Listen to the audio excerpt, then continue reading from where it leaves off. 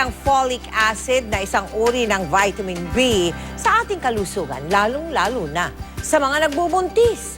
Yun po ay para maiwasan ang pagkakaroon ng mga birth defect o komplikasyon sa mga sanggol. Ito nga kaya ang dahilan kung bakit ang batang si Amy ay isinilang na may bukol? Bit-bit ang pag-asa at lahat ng ipon ng pamilya. Lakas loob na iniwan na mag-asawang Merly at Eusebio ang kanilang 8 anak sa Zamboanga, Sibugay, makarating lamang sa Maynila. Isang sakripisyo para maipagamot ang kondisyon ng bunso. Masakit na masakit, ma'am, kasi maliliit pa yung nandoon. Ang kwento ng ina, bugbog sa trabaho at minsan siyang nagkasakit nung siya'y buntis kay Amy.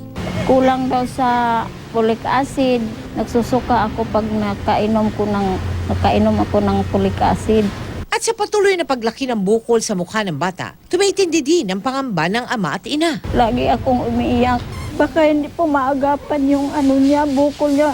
Natakot po ako baka pumutok yan, ma'am. Sa pagsusuri ni Doktora Alcarde, may isang butas sa bungo ng bata. Ang tinatawag namin doon ay encephalocele.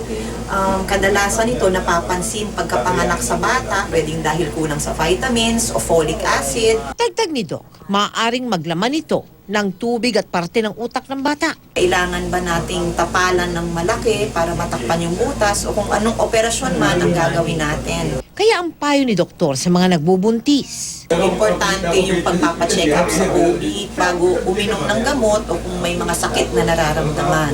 at para kay Merly at Eusebio, harapin nila anumang sakripisyo para maipagamot ang bunso.